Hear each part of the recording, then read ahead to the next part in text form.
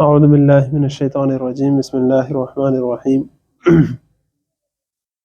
اقرأ بسم ربک الذی خلق خلق الانسان من علق اقرأ وربک الاکرم الذی علم بالقلم علم الانسان ما لم يعلم كلا ان الانسان لیطغی ان رآہ استغنی ان الی ربک الرجعی صدق اللہ العظیم رب اشرح لي صدري ويسر لي امري واحلل عقدة من لساني يفقهوا قولي واجعل لي وزيرا من اهلي اللهم ارنا الحق حقا وارزقنا اتباعه وارنا الباطل وارزقنا اجتنابه سبحان علم لنا الا ما علمتنا انك انت العليم الحكيم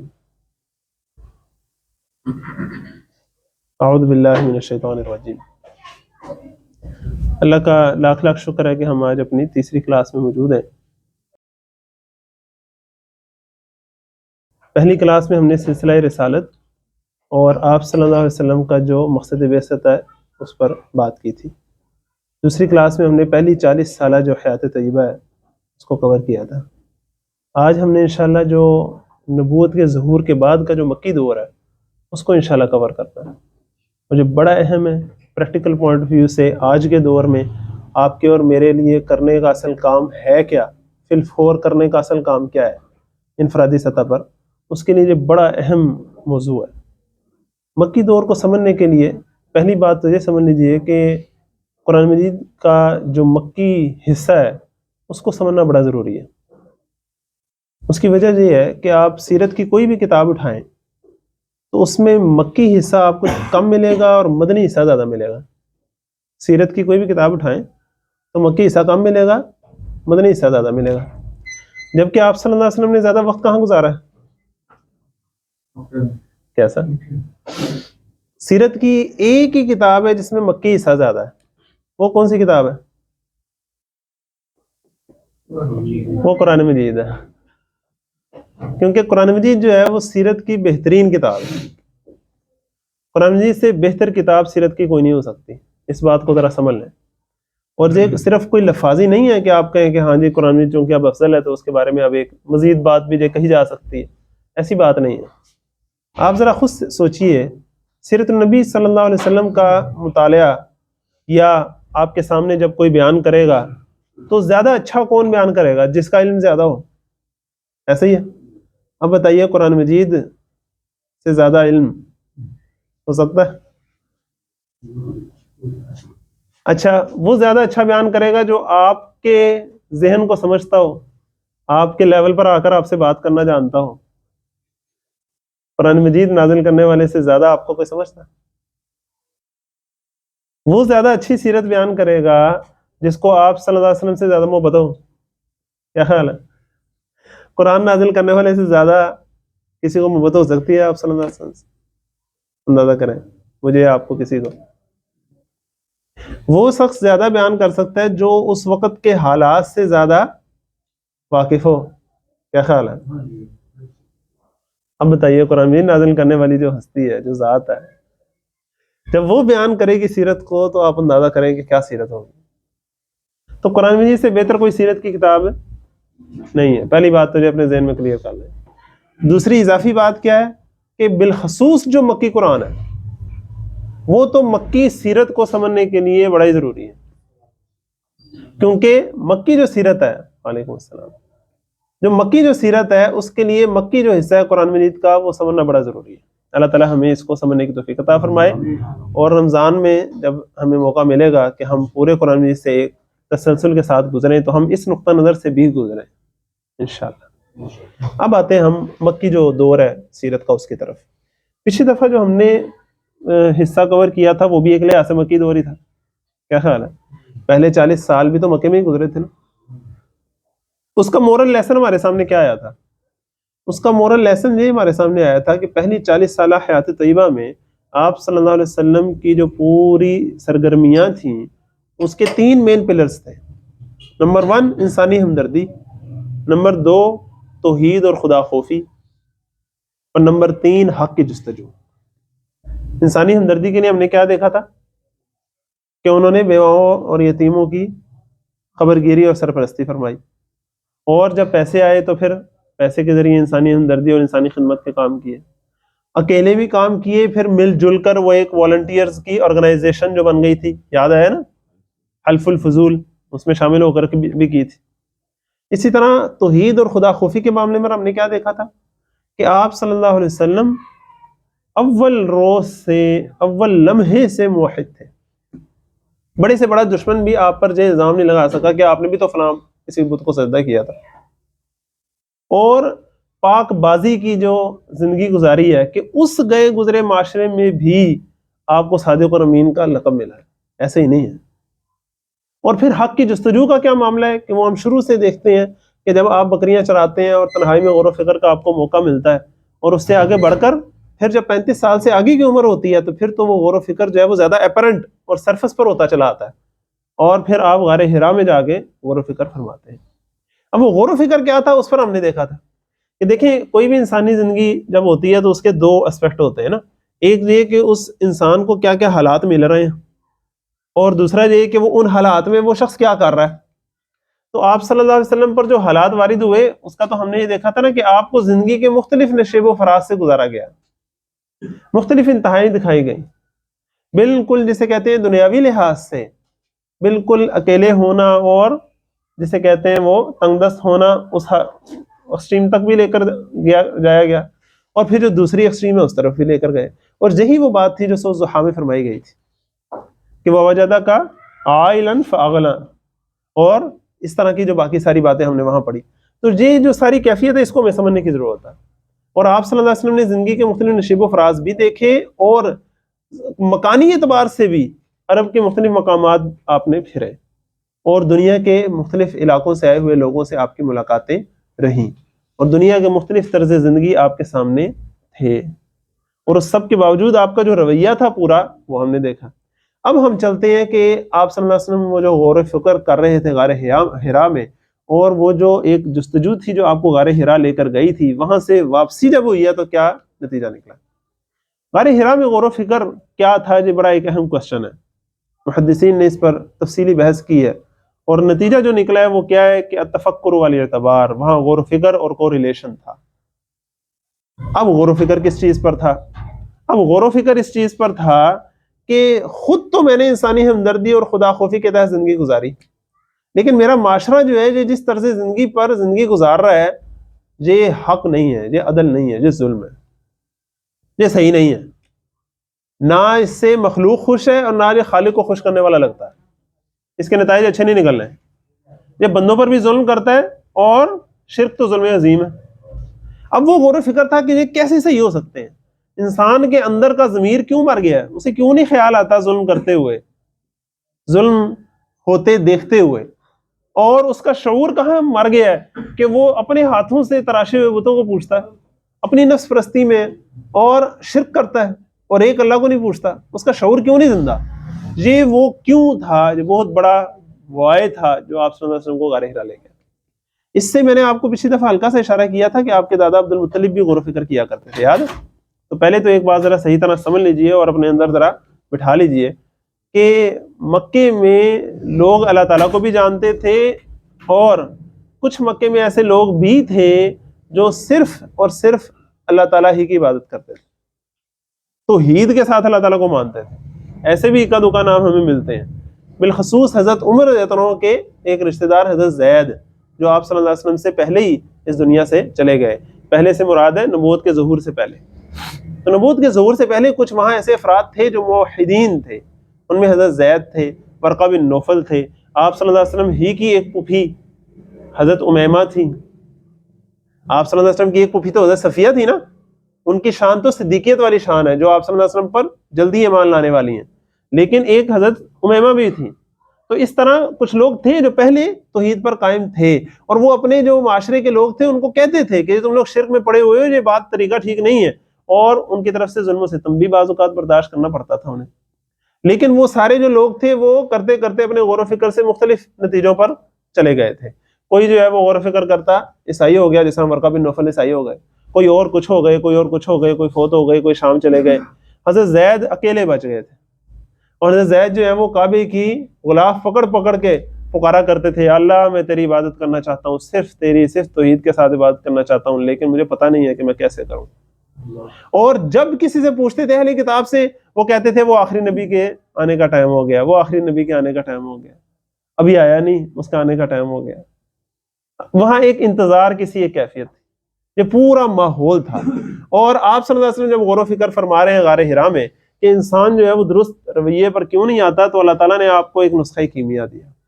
نسخہ کیمیا کیا دیا کہ حضرت جبرائیل علیہ السلام آتے ہیں رمضان کی آخری راتوں میں، اور آپ صلی اللہ علیہ وسلم سے کہتے ہیں پڑھیے اقرا، اور آپ صلی اللہ علیہ وسلم فرماتے ہیں میں تو پڑھا ہوا نہیں ہوں، اور وہ سینے سے لگاتے ہیں، زور سے بھیجتے ہیں، پھر کہتے ہیں پڑھیے. پھر جب کہتے ہیں میں تو پڑھا ہوا نہیں ہوں، تو پھر زور سے بھیجتے ہیں، پھر کہتے ہیں اقرا بسم ربک الذی خلق خلق الانسان من علق اقرا وربک الاکرم الذی علم بالقلم علم الانسان ما لم یعلم کلا ان الانسان لیطغی ان رآہ استغنی ان الی ربک الرجعی. یہ جو آیات ہے نا شروع کی، اس قدر پاورفل آیات ہیں کہ اگر ہم اس کو سمجھیں نا تو پورا رسالت کا پیغام ہماری سمجھ میں آ جائے. اللہ کرے کہ ایسا ہو جائے. جو سورت یہ جو اقرا کے سورت علق کے شروع کے الفاظ بڑی خاص ہیں. اس میں خاص بات بلا کیا ہے؟ پہلی بات تو یہ کہ پہلی 5 آیات میں اللہ تعالیٰ کو رب کے طور پر وحدانیت کے ساتھ پیش کیا جا رہا ہے. پڑھیے اپنے اس رب کے نام سے جس نے تمہیں پیدا کیا ہے. کیا مطلب؟ پیدا کرنے والا ہے تو تم اسے مانتے ہو. کوئی بھی مائی کا لال ایسا پیدا نہیں ہوا جو یہ کہے کہ میں نے زمین و آسمان پیدا کی ہے. فرعون بھی یہ نہیں تھا کہتا. بات سمجھ رہے؟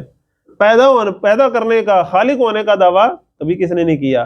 اصل میں مسئلہ کیا ہے کہ انسان رب بن بیٹھتا ہے. جس طرح فرعون نے دعویٰ کیا تھا میں تم سب کا رب اعلیٰ ہوں، سب سے بڑا رب ہوں، انا ربکم الاعلیٰ، تو رب بننے کا جو دعویٰ کر بیٹھتے، وہاں کہا جا رہا ہے کہ نہیں، رب تو تمہارا صرف ایک ہی ہے اور وہ ہے اللہ. آقا، مالک، رازق، پروردگار، پالنہار، وہ سب ایک ذات ہے، ایک ہستی ہے اللہ کی ذات.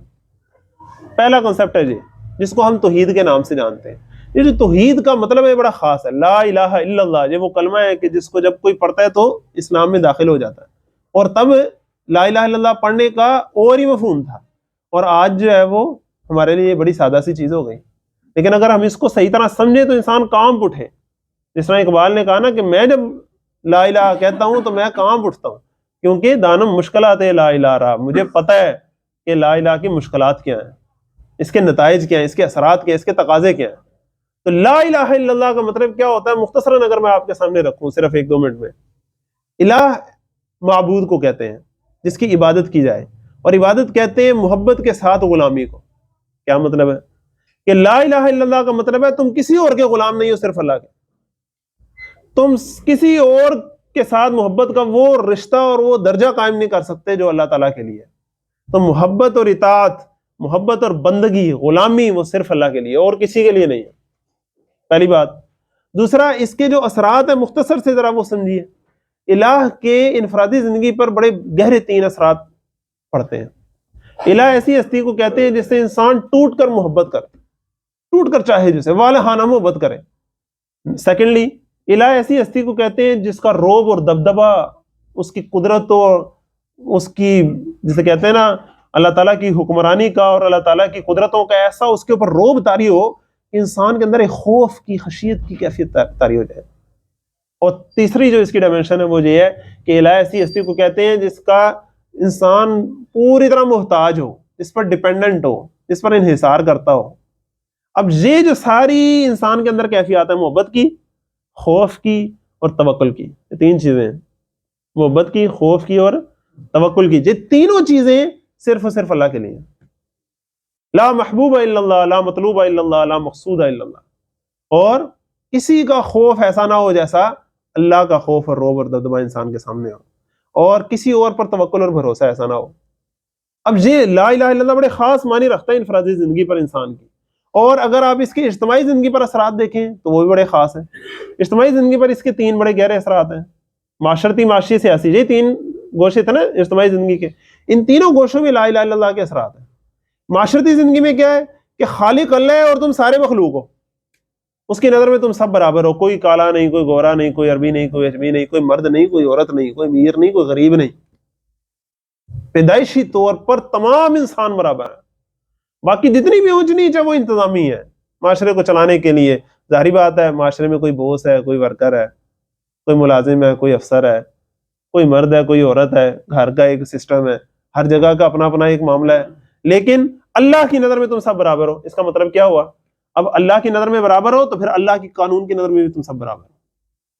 یہ جو قانون کی حکمرانی اور قانون کے سامنے سب کا برابر ہونا، اتنا بڑا نعرہ ہے نا، الحر بالحر والعبد بالعبد والانثى بالانثى، اتنا بڑا جو قرآن مجید کا انقلابی نعرہ ہے کہ اگر انسان اس کو سمجھے نا، یہ تھی وہ چیز جس سے سارے جو ادھر کے سردار تھے ان کی سرداری خطرے میں پڑ گئی تھی۔ یہ تھا وہ انقلابی نعرہ جو ان سب کو ایک صف میں لا کر کھڑا کر دیتا تھا۔ یہ ہے وہ چیز، اللہ تعالیٰ ہمیں اس کا شعور نصیب فرمائے۔ آج مسلمان امت جو ہے وہ اس سے محروم ہے، اور لا الہ الا اللہ کا بڑا ایک محدود سا تصور ہم لیے بیٹھے ہیں۔ اسی طرح معاشی سطح پر دیکھیں، معاشی سطح پر معاملہ کیا ہے کہ اللہ تعالیٰ مالک ہے اور تم سارے اللہ تعالیٰ کے دی ہوئی نعمتوں کے امین ہو، مالک نہیں ہو۔ یہ سارے تمہارے پاس امانتیں ہیں۔ اللہ تعالیٰ نے تمہیں ہاتھ دیے، پاؤں دیے، تمہارے نہیں ہیں، امانت ہے۔ تمہیں روزی دی، تمہیں رزق دیا، تمہیں مال دیا، تمہیں گھر بار دیا، بینک بیلنس، جو کچھ بھی ہے تمہارے پاس، جائیدادیں، زمین، سب، یہ ساری اللہ تعالیٰ کی امانت ہے۔ اولاد بھی، مال بھی، ہر شے اللہ تعالیٰ کی امانت ہے۔ اسی کا دوسرا تصور بھلا کیا ہے، دوسرا رخ کیا ہے بھلا؟ جب اللہ مالک ہے اور تم سب امین ہو تو پھر کسی کو یہ حق حاصل نہیں ہے کہ وہ مالک بنتا پھرے۔ کیا مطلب ہے؟ اللہ تعالیٰ نے زندگی کے زمین کے جتنے خزانے ہیں وہ سارے تم سب کے لیے مسخر کیے ہیں۔ کسی انسان کو، کسی گروہ کو، کسی طبقے کو، کسی ادارے کو، کسی ریاست کو، انسانیت کے کسی ایک حصے کو، کسی ایک بر اعظم کے رہنے والوں کو، یورپ کے رہنے والوں کو یا امریکہ کے رہنے والوں کو یہ اختیار حاصل نہیں ہے کہ وہ انسانی وسائل پر قبضہ جما لیں اور دوسروں کو اس سے محروم کر دیں۔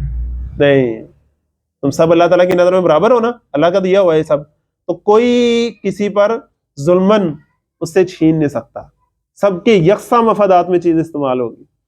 یہ بڑا ایک خاص انقلابی نعرہ ہے، اس کو ذرا آپ اندازہ کریں ذرا۔ اسی طرح اللہ تعالیٰ کا جو وحدانیت ہے، اس کی جو سیاسی جو پہلو ہے، اس پر جو اثرات ہیں وہ بھی بڑے خاص ہیں۔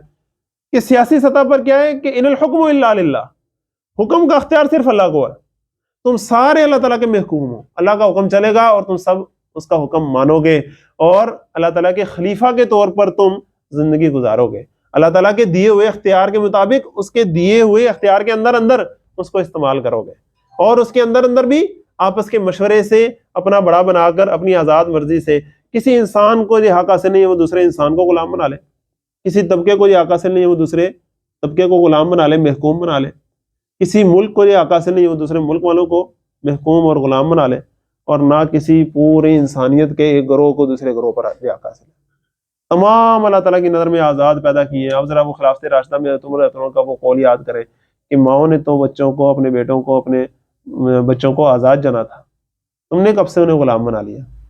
یہ ہے توحید کے وہ اثرات جو اس زمانے پر لوگوں کے سامنے آئے قرآن مجید کی اس پوری دعوت کے ذریعے۔ یہ توحید جو ہے یہ ایک انقلابی نظریہ تھا۔ اور دوسری جو چیز ہے وہ آخرت ہے۔ آخرت کو بھی ذرا سمجھیے، آخرت کا جو جذبہ ہے نا وہ بڑا خاص جذبہ ہے۔ کسی انسان کے عمل کو درست کرنا یہ آخرت پر ایمان کے علاوہ نہیں ہو سکتا۔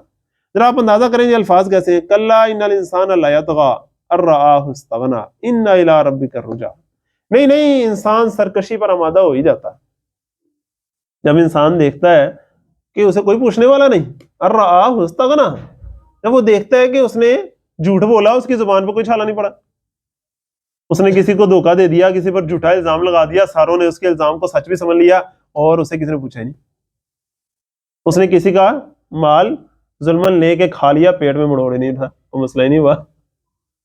جب وہ یہ دیکھتا ہے تو سرکشی پر اتر آتا ہے، لا یطغی۔ آگے کیا فرمایا گیا، ان الی ربک الرجعی، یقین کرو کہ تمہیں تمہارے رب کے پاس واپس حاضر ہونا ہے، سامنے پیشی ہونی ہے، جواب دینا ہے، ایک اللہ کے سامنے جواب دینا ہے۔ اس کا تو عید کے ساتھ کیا اثر ہے، اس کو میں نے پچھلی دفعہ آپ کے سامنے واضح کیا تھا۔ شرک کیا کرتا ہے؟ اللہ تعالیٰ کے علاوہ جب کسی اور کو بھی شریک کر لیتا ہے بیچ میں، تو کیا کہتا ہے کہ اللہ تعالیٰ کی نافرمانی کر کے بھی میں فلاں شارٹ کٹ سے بچ جاؤں گا، ہے نا؟ توحید کیا کرتی ہے کہ نہیں، ایک اللہ کے سامنے جواب دینا ہے، اتھے نہیں بچنا ہونا، صحیح ہے نا؟ اتھے عملہ تو ہونے نے نبیڑے، کسی نے تیری ذات پوچھنی، وہ والی حالت ہے۔ تو اب ایک اللہ کو راضی کیے بغیر تم نے چھٹنا نہیں ہے۔ اب پھر وہ ایک اللہ کے دیے ہوئے احکامات کے دائرے کے اندر بندہ اپنی زندگی کو لے کر آتا ہے، اور جب اس کے سامنے پیشی کا جو ایک تصور ہے. اور پھر یہ فرشتوں کا بیٹھا ہونا, لکھنا, نام اعمال لکھے جا رہے ہیں, اللہ دیکھ رہا ہے, اللہ سن رہا ہے, اللہ جانتا ہے. یہ جو قرآن مجید میں بار بار آتا ہے نا, یہ ایسے ہی نہیں آتا. مثلا کوئی بچہ اگر فرض کریں شرارت کر رہا ہو, اس کے والد اسے دور سے کہیں ہاں عادل دیکھ رہا ہوں میں, اس کا کیا مطلب ہوتا ہے کہ تنوں میں پوچھنا چھاڑ دیا کام, یہ مطلب ہوتا ہے. جب اللہ تعالیٰ ہمیں قرآن مجید میں یہ سبق پڑھاتا ہے نا کہ میں دیکھ رہا ہوں, میں سن رہا ہوں, میں جانتا ہوں, تو صرف ہمیں بتانے کے لیے نہیں ہوتا, وہ ہمیں خبردار کرنے کے لیے ہوتا ہے کہ دھیان کرو, میں دیکھ رہا ہوں, میں تمہارے سے پوچھ کروں گا اس کی, تم میری پکڑ میں آ سکتے ہو. یہ جو آخرت کا تصور ہے نا, یہ انسان کو پھر بندے کا پتر بناتا ہے, جسے عام زبان میں کہتے ہیں. اور سورۃ ماعون بڑی خوبصورت ہے اس حوالے سے, اس کے الفاظ بڑے خوبصورت ہیں. اس کو سمجھنے کے لیے آپ ذرا یوں سمجھیے کہ آپ صلی اللہ علیہ وسلم غور و فکر میں ہیں کہ یار انسان جو ہے وہ کیوں زیادتی کرتا ہے, یتیموں کے ساتھ اچھا سلوک نہیں کرتا, مسکینوں کے ساتھ اچھا سلوک نہیں کرتا. میں نے تو یتیموں کے ساتھ اچھا سلوک کیا ہے, میں نے تو مسکینوں کے ساتھ اچھا سلوک کیا ہے, انسان بحثیت مجموعی ایسا کیوں نہیں کرتا؟ جو غور و فکر کر رہے ہیں تو اللہ تعالیٰ نے کیا فرمایا, ارأیت الذی یکذب بالدین, بھلا آپ نے اس شخص کو دیکھا ہے جو روز جزا کو جھٹلاتا ہے. کیا مطلب؟ روز جزا کو جھٹلانے کا کیا مطلب ہے؟ جو یہ نہیں سمجھتا کہ اس کے اعمال کا بدلہ نکلنا ہے, جو یہ نہیں سمجھتا کہ پوچھو نہیں ہے, جو سمجھتا ہے کوئی پوچھنی ہو نہیں, جو یہ سمجھتا ہے آپ نے اس شخص کو دیکھا. فذلک الذی یدعو الیتیم, یہی تو ہے جو یتیم کو دھکے دیتا ہے. ولا یحض علی طعام المسکین, اور مسکین کو کھانا کھلانے کی ترغیب تک نہیں دیتا. جب انسان کو پتا ہے کہ 4 دن آدھی دنیا ساری کھالا پیلا موجوڑا, اس کا تو یہ معاملہ ہے, اسے کیا مسئلہ ہے کہ وہ ان چیزوں کا دھیان کرے. جب اس کا یقین اس بات پر ہوگا کہ اس نے آخرت میں اللہ تعالیٰ کے سامنے جواب دینا ہے اپنے اعمال کا, تب اس کے اعمال جو ہیں وہ درست ہوں گے. اللہ تعالیٰ ہمارے دلوں میں آخرت کا ایمان پیدا فرمائے. یہ 2 ایمانیات جو ہے نا, ایمان باللہ اور ایمان بالآخرت, یہ تھا جو مکی قرآن مجید میں پوری طرح پھیلا ہوا ہے. اور جب یہ اتر کر ہرا سے سوئے قوم آئے اور ایک نسخہ کیمیا ساتھ لائے, تو یہ 2 ایمانیات کے فور فرنٹ پر جو بڑا ایمان ہے وہ کیا ہے؟ ایمان برسالت کا. کہ یہ 2 تمہیں ملیں گے کیسے؟ اندازہ کریں نا, اللہ کو مانتے ہیں نا, آخرت کو بھی مانتے ہیں, ذرا اندازہ کریں. ایسا تو نہیں ہے کہ وہ آخرت کو نہیں مانتے تھے یا اللہ کو نہیں مانتے, اللہ کو بھی مانتے تھے, آخرت کو بھی مانتے تھے. اللہ کو مانتے تھے, ساتھ کیا کرتے تھے؟ شرک. آخرت کو مانتے تھے لیکن ساتھ کیا تھا؟ جھوٹی شفاعت کا تصور تھا کہ سانو چھڑا لینا, کوئی پوچھ گچھ نہیں ہونی ہوتے, بات جمانگے سے. ایک لحاظ سے تصور تو تھا. اب یہ جو تصور پیش کیا جا رہا ہے, دوسرے الفاظ میں یہ کہا جا رہا ہے ایمان باللہ پر ایسے ایمان لانا ہے, اللہ پر ایسے ایمان لانا ہے جیسے میں کہہ رہا ہوں, اور آخرت پر ایسے ایمان لانا ہے جیسے میں کہہ رہا ہوں. تو اس میں زیادہ پرائمری اہمیت کس چیز کی ہو گئی؟ جیسے میں کہہ رہا ہوں اس کی. بات سمجھ رہے ہیں؟ یہ ایمان میں رسالت کی اہمیت, وہ ڈیفائن کرتا ہے باقی سب چیزوں کو, ڈیفینیٹو رول ہے اس کا. تو ایمان میں رسالت جو ہے وہ ہے سب سے اہم چیز. آپ صلی اللہ علیہ وسلم کو اللہ کا رسول ماننا, اور اس کی سب سے اہم بڑی دلیل کیا ہے؟ قرآن مجید, اللہ کا کلام.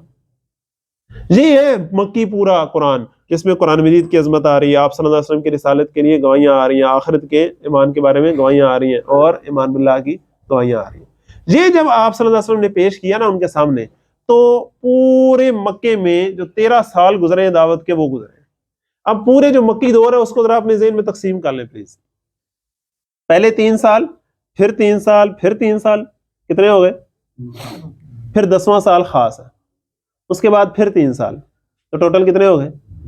13 سال ہیں مکی زندگی کے, اور 10 سال ہیں مدنی زندگی انشاءاللہ. تو یہ جو 13 سال ان میں سے پہلے 3, اگلے 3, اگلے 3, 9 ہو گئے, اور پھر 10واں خاص سال, یہ انشاءاللہ آج ہم کور کرنے کی کوشش کریں گے. اور جو آخری 3 سال ہیں وہ مدینے جانے کے سال ہیں. انشاءاللہ اگلی دفعہ جب ہم مکے سے مدینے کو انشاءاللہ سفر باندھیں گے, اس پر انشاءاللہ ہم نے 3 سال کور کریں گے. ٹھیک ہوگی دی بات؟ اب یہ جو پہلے 3 سال ہے نا, ان کو ذرا سمجھ لیجیے. پہلے 3 سال ہیں انفرادی دعوت کے. آپ صلی اللہ علیہ وسلم نے کیا کیا کہ انفرادی طور پر پہلے سب سے جب غار حرا سے گھر آئے ہیں تو اپنی جو مسز ہیں ان سے شیئر کیا, اور ان کی جو مسز تھی کیا وہ خاتون تھی حضرت خدیجہ, جن کا پچھلی دفعہ ہم نے ذکر کیا ہے, صحیح ہے نا. اور جب آئے ہیں تو کانپ رہے تھے اور کہہ رہے تھے زملونی, مجھ پر چادر اڑا دو. اور حضرت خدیجہ نے آپ صلی اللہ علیہ وسلم کو سہارا بھی دیا, حوصلہ بھی دیا, اور کہا آپ پریشان نہ ہو, اللہ تعالیٰ آپ کو ضائع نہیں کرے گا. آپ کی 40 سالہ زندگی میرے سامنے ہے, آپ غریبوں کا ساتھ دیتے ہیں, آپ یتیموں کی سرپرستی کرتے ہیں, آپ بیواؤں کی خبر گیری کرتے ہیں, آپ مظلوموں کا ساتھ دیتے ہیں, اللہ تعالیٰ آپ کو اکیلا نہیں چھوڑے گا، ٹینشن نہ لیں آپ. اور آپ صلی اللہ علیہ وسلم کو حوصلہ اور سہارا دیا. پھر ورقہ بن نوفل کے پاس لے کر گئی. انہوں نے جب باتیں سنی تو کہا یہ تو وہی ناموس لگتی ہے جو حضرت موسیٰ کے پاس آئی تھی، اور مائی ججمنٹ از کہ تم اس امت کے نبی و رسول ہو گئے. کاش میں اس وقت زندہ ہوں جب تمہاری قوم تمہیں نکال دے گی تو میں تمہاری بڑی مدد کروں. آپ صلی اللہ علیہ وسلم بڑے حیران ہوئے ہیں، میری قوم مجھے نکال دے گی؟ وہ تو مجھے صادق اور امین کہتی ہے، میرے سے بڑی محبت کرتی ہے. مسئلہ پڑ جاتا جب حجر اسود کا تو حل کس سے کراتی؟ میرے حل پر بڑی خوش ہوتی، وہ مجھے نکال دے گی. اور کہا جب کوئی یہ پیغام لے کر آیا اس کی مخالفت کی گئی ہے. ٹھنڈے پیٹوں یہ کام برداشت نہیں ہوتا.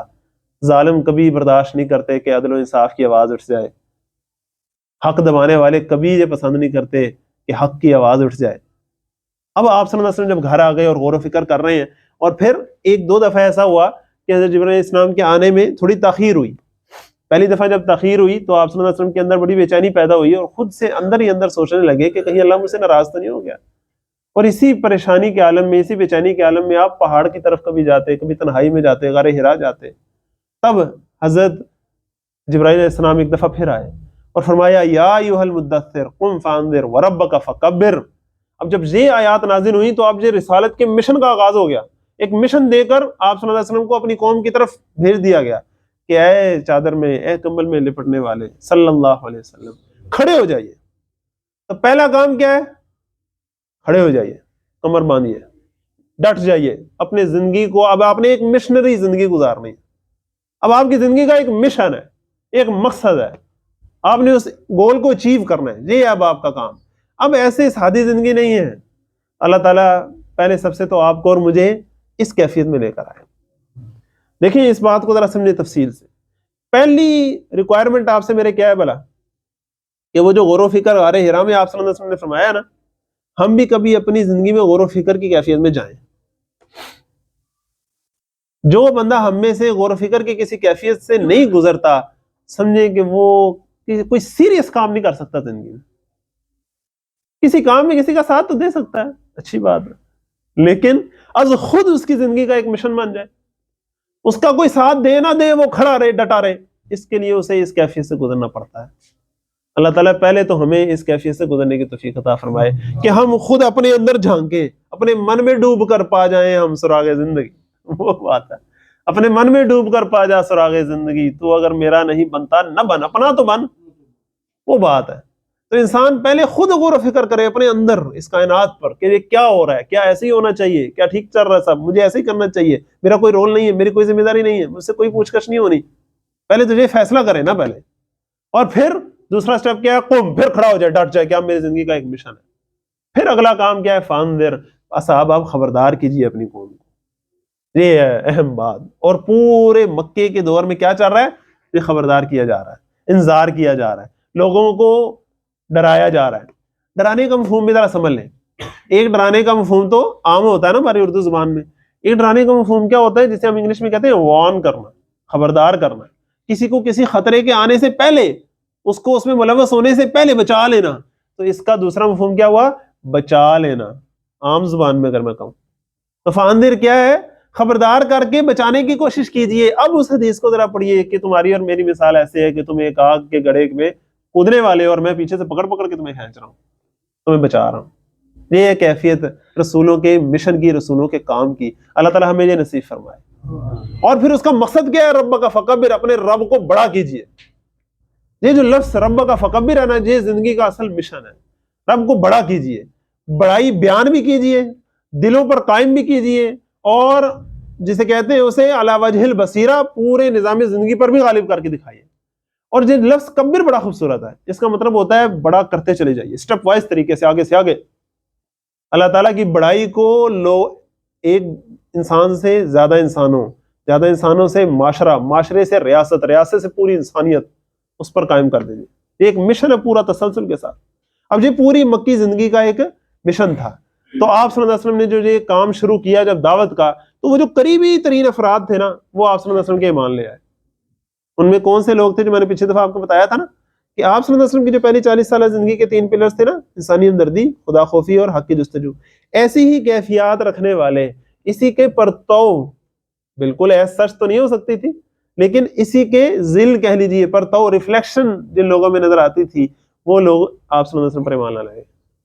تو مردوں میں سب سے پہلے ایمان لانے والے جوان اڈلٹس میں حضرت ابوبکر صدیق رہتا ہوں. کیا شان تھی ان کی. پرانے دوست، قریبی ترین دوست، اور اپنے دوست کو اپنے سے بڑا مان لینا بڑا مشکل کام ہوتا. ایسا ہی ہے نا، جس کو بندہ جانتا پہچانتا نہیں اس کو عزت سے بلا لینا، اس کو اپنا بڑا مان لینا بڑا آسان ہوتا ہے. اپنے دوست کو جس سے اتنا عرصہ اس کے ساتھ رہے ہوں اس کو اپنے سے بڑا بنانا، یہ دونوں کی عظمت ہے. ایک تو اس دوست کی بھی بڑی عظمت ہے کہ اس کے اپنا دوست جو ہے، جو پرانا اس کا جاننے والا ہے، وہ اس کے کردار سے اتنا متاثر ہے، اور پھر وہ اس دوست کی جو تسلیم کر رہا ہے اس کی بھی حق کی جستجو کی کیا داد دینی پڑتی ہے کہ انہوں نے بھی اپنی کسی آکڑ کو سامنے نہیں آنے دیا، اپنے کوئی انا نہیں، بلکہ حق ہے تو حق ہے. اور پھر آپ صلی اللہ علیہ وسلم کی جو مسز حضرت خدیجہ، وہ تو پوری انسانیت میں سب سے پہلے مان لانے والی ہے. پھر آپ کے گھر 2 بچے تھے، یاد ہے، حضرت زید اور حضرت علی رضی اللہ عنہما. حضرت زید جو منہ بولے بیٹے تھے، حضرت علی جو کزن ہے لیکن گھر میں پل، یہ دونوں ہی مان لیا ہے. پھر آپ صلی اللہ علیہ وسلم کی جتنی بیٹیاں ہیں 4 گھر میں، وہ سب ایمان لے آئیں. اب یہ جو چھوٹا سا گھرانہ ہے یہ سارا ایمان کے اندر آ گیا. حضرت ابوبکر صدیق رضی اللہ عنہ جیسے ہی ایمان لائے، انہوں نے پوچھا یا رسول اللہ صلی اللہ علیہ وسلم میرے ذمہ کیا کام ہے؟ آپ صلی اللہ علیہ وسلم نے فرمایا جو میرے ذمہ کام وہی تمہارے ذمہ کام. میں بھی دعوت دے رہا ہوں، تم بھی دعوت دو. اب انہوں نے جب دعوت دینی شروع کی تو اس کا ایک خاص اسپیکٹ سے بڑا خاص نتیجہ نکلا. حضرت ابوبکر جو ہے وہ سوسائٹی کے بڑے ایلیٹ لیول کے بندے تھے، وہاں کے ایک لحاظ سے چیف جج تھے، ٹھیک ہے، قصاص اور دیت کے معاملات طے کرتے تھے، اور بڑے حکیم اور دانا شخص مشہور تھے، تاجر تھے، ان کی کئی دکانیں تھیں مکے میں، اور ان کی دکانوں پر جسے کہتے ہیں وہ ڈیبیٹ بھی بڑی حکیمانہ چلتی تھی. مائیں اپنے بچوں سے کہتی تھیں کدی ابوبکر دی دکان تے چکر لایا کر، تیرے بھی کوئی عقل آئے تنوں. ٹھیک ہے نا، یہ لیول تھا ان کا. اب جب یہ مان لائے اور انہوں نے جب دعوت دی تو انہوں نے اس پوری جو ایلیٹ کلاس تھی اور اپنی جو بزنس کمیونٹی تھی اور اپنی جو انٹلیکچوئل کمیونٹی تھی اور اپنی جو وہ ایک بڑی جو ایلیٹ کلاس تھی، ان سب کو جب دعوت دی تو بڑے بڑے لوگ جو ہیں وہ اسلام میں داخل ہوئے. حضرت طلحہ، حضرت زبیر، حضرت عبد الرحمن بن عوف، حضرت عثمان، حضرت سعد بن ابی وقاص، بڑے بڑے صحابہ. اب اندازہ کریں 10 مبشرہ میں سے 6 صحابہ کو انہوں نے دعوت دے کے لے کر آئے. کیا ان کی کنٹریبیوشن تھی. یہ ہے خاص امتی، یہ ہے اصل جسے کہتے ہیں نا آپ کے میرے لیے بڑا ایک رہنما، جسے کہتے ہیں روشن مثال. اللہ تعالیٰ ہمیں اس پر چلنے کی توفیق عطا فرمائے. اب آپ صلی اللہ علیہ وسلم نے پہلے 3 سال جو دعوت دے رہے ہیں نا، یہ انفرادی طور پر دعوت، خفیہ دعوت نہیں ہے، اس بات کو سمجھ لیں، خفیہ نہیں لیکن انفرادی سطح پر ہے. کیا مطلب ہوا؟ جب آپ کے ساتھ کوئی بھی ایک انیوژل واقعہ پیش آتا ہے تو آپ کیا کرتے ہیں؟ انیوژل سے مراد ہے غیر معمولی، جو روز روز نہیں ہوتا. بڑا ایک اسپیشل واقعہ ہوا ہے، 40 سال وہ واقعہ نہیں ہوا، اب ایک اسپیشل واقعہ ہوا ہے، وحی کا آغاز ہوا ہے. اب آپ فوراً سے کیا کرتے ہیں؟ فوراً سے اپنے قریبی جو دوست احباب رشتہ دار انہیں سے شیئر کرتے ہیں نا. پہلے دن جا کے آپ کو میڈیا پہ اعلان تو نہیں کرتے کیا حال ہے، تو قریبی ترین دوستوں سے آپ شیئر کرتے ہیں، پھر آگے آگے بات چلتی ہے. اور اس کیفیت میں قرآن میں بڑا خوبصورت ایک انداز اختیار کیا گیا ہے، فذکر ان نفعت الذکریٰ. آپ نصیحت کیجئے اگر آپ کو یہ محسوس ہوتا ہے کہ نصیحت کرنا فائدہ مند ہے. کیا مطلب؟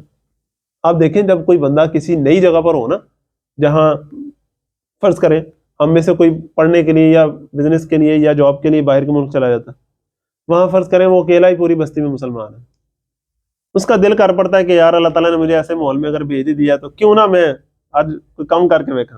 ٹھیک ہے، اور وہ کوشش کرتا ہے کہ یار میں نے از خود قرآن مجید کا علم حاصل کرنا ہے اور لوگوں کو دعوت دینی ہے اس کی، اور خود ایمان کا یہاں سرچشمہ بننا ہے. اب وہ اگر لوگوں کو دعوت دینا شروع کرے گا تو آپ کا کیا خیال ہے؟ پہلے سب سے کس بندے کو دعوت دے گا؟ پہلے سب سے اس بندے کو دعوت دے گا جس سے پہلے سے ہی وہ محسوس کرتا ہو کہ یار بندہ چنگا ہے، اس کی فطرت بڑی اچھی ہے، اس کی نیچر بڑی اچھی ہے، اس سے بات کرنے کا فائدہ ہوگا. پہلے بندہ اسی سے بات کرتا ہے نا، ایک سے بات کرتا ہے پھر صاحب لگاتا ہے اب 2 ہو گئے، اب کس سے بات کریں؟ اچھا وہ بندہ اچھا ہے، تھوڑا سا ذرا اس سے بات کر. یہ سٹیپ وائز بندہ چلتا ہے نا، نیچرل بات ہے. تو بڑے فطری طریقے سے دعوت چلتی ہے. تو پہلے 3 سال اسی طریقے سے دعوت چل رہی ہے، اور جب قریبی ترین لوگوں میں دعوت پھیلتے پھیلتے اس طرح تقریباً مکے کے ہر گھر میں جو ہے وہ دعوت پہنچ گئی. اور شروع کے جو صحابہ تھے، صحابیات تھیں، کیا ان کے لیول تھے. حضرت عمر رضی اللہ عنہ کی سسٹر اسلام قبول کر لیا، حضرت عثمان رضی اللہ عنہ نے اسلام قبول کر لیا، اس طرح قریب جتنے بھی لوگ تھے انہوں نے اسلام قبول کیا. اب آپ صلی اللہ علیہ وسلم کی پھوپھی تھی حضرت صفیہ، انہوں نے مشورہ دیا کہ آپ اپنے قریبی رشتہ دار جو بنو ہاشم کے ہیں ان ساروں کو بلا کے دعوت دیں. حضرت پھوپھی صفیہ نے مشورہ دیا. آپ صلی اللہ علیہ وسلم نے کہا اچھا. تو اپنے جو کزن تھے حضرت علی رضی اللہ عنہ ان کو اور حضرت زید دونوں کو حکم دیا. انہوں نے ساروں کے گھروں میں پیغام دیا ہے. سارے جب جمع ہو گئے بنو ہاشم کے لوگ تو ان کے سامنے جو آپ صلی اللہ علیہ وسلم نے بات کرنا چاہی تو ابو لہب بھی ان میں موجود تھا. اس بدبخت نے کیا کیا کہ اس کو پہلے سے پتا تھا کہ آپ صلی اللہ علیہ وسلم نے کیا بات کرنی ہے, تو اس نے بیچ میں ٹوک کرنا تو بات جو ہے وہ ادھر ادھر کر دی کہ نہیں یہ بات نہ کرو, اور ایسے ایسے کر کے کوئی اور بات کر کے تو ٹائم اس نے ضائع کر کے تو اٹھا گیا, ساروں کو لے گیا.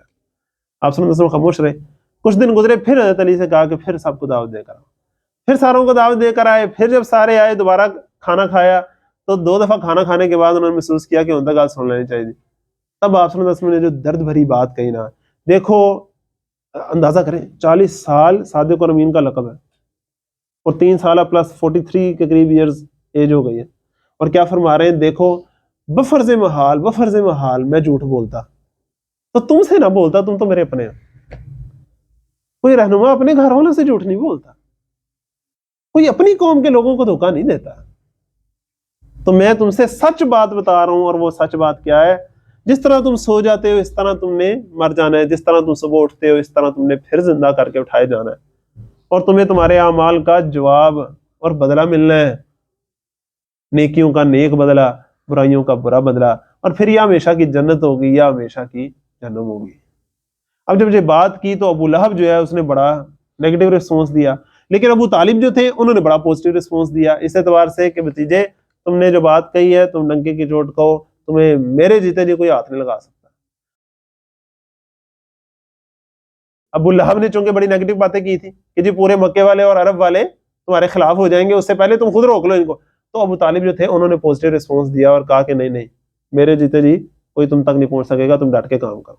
اب آپ صلی اللہ علیہ وسلم کو جب ذرا ایک تسلی بھی ہو گئی کہ جی اب میرے قریبی رشتہ داروں تک بھی بات پہنچ گئی ہے اور میرے جو دوست احباب تھے ان تک بھی بات پہنچ گئی ہے, اللہ تعالیٰ نے تب حکم دیا کہ فاستع بما تؤمر, اب آپ ڈنکے کی چوٹ کہیے جو آپ کو حکم دیا جا رہا ہے. اب آپ صلی اللہ علیہ وسلم نے دعوت کی تحریک کا آغاز کیا 3 سالوں کے بعد. اب آپ چڑھے ہیں کوہ صفا پر, اس کی بھی کیفیت کو ذرا سمجھیے. جب کوئی تحریک کا ہم نے آغاز کرنا ہوتا تو کیا کرتے ہیں, پہلے سب سے پریس کانفرنس کرتے ہیں. اس کے لیے لاہور میں ہم کہاں جاتے ہیں, شملہ پہاڑی جاتے ہیں. تو میں ویسے آپ کو سمجھانے کے لیے کہہ رہا ہوں کہ وہاں شملہ پہاڑی تو نہیں تھی, وہاں صفا کی پہاڑی تھی.